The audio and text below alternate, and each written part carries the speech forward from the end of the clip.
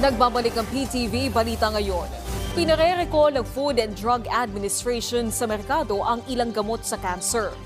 Partikular na dito ang gamot na methotrexate o Trexasaf na may registration number DRP11836 mula sa Brock Pharma Private Limited.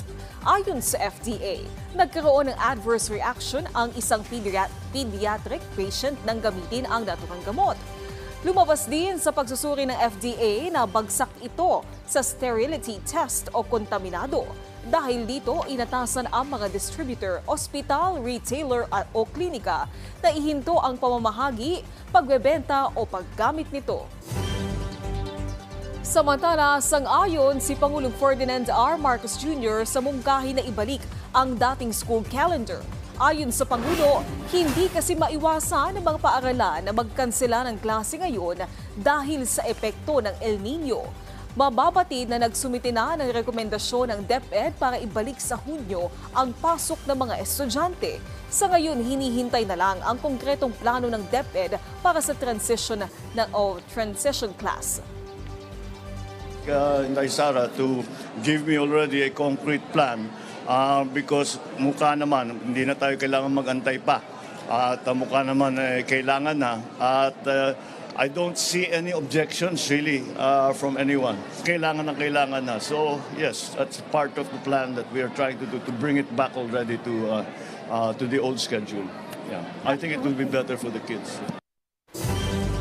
Samantala, alamin natin ang ibang balita mula kay Julius Pacot ng PTV Davao. Mayong adlaw, nagpahinumdom ang Philippine Health Insurance Corporation kon PhilHealth sa ilang mga miyembro o sa ilang gideklara nila mga dependent nga adunay benefit package nga nagkantidad og 8,450 pesos ang PhilHealth nga mamahimo lang magamit kung gikinahanglan silang ma-admit sa PhilHealth accredited health facilities tungod sa heat stroke o heat exhaustion nga resulta sa kainit nga dala sa nagapadayon nga El Nino phenomenon.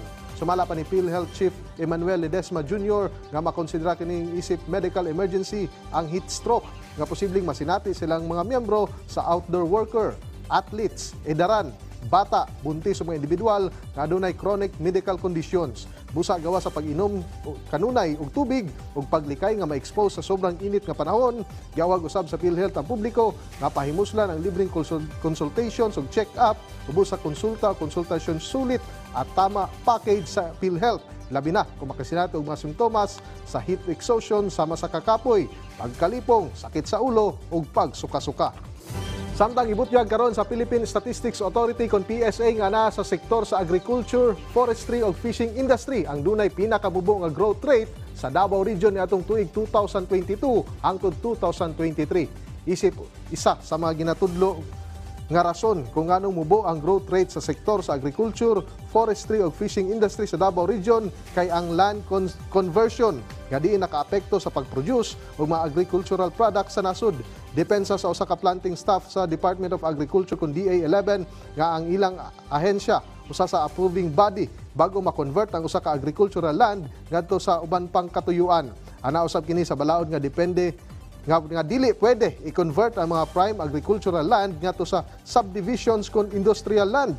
Ang maong buhatan adunay ginabuhat nga pamaagi alang sa sektor sa agrikultura ug mingtabang usab kini sa makaproduce pagbalik og high value crops sama sa Cavendish banana ug banana growers sa nasod. Mga varieties, ginagawa ko ng paraan ng DA yun to help them sa mga technical na mga support para makabalik sila nag-produce ng Cavendish banana. Kasi yun ang pinakamalaking export natin is the banana. Og mao kadtong mga nag-unang mga balita gikan dinhi sa PTV Davao, ako si Julius Pacot. Mayong adlaw. Daghang salamat Julius Pacot. At yan ang mga balita sa oras na ito. Para sa iba pang update, i-follow at i-like kami sa aming social media sites at PTVPH. Ako po si Naomi Tiburcio para sa Pambansang TV sa Bagong Pilipinas.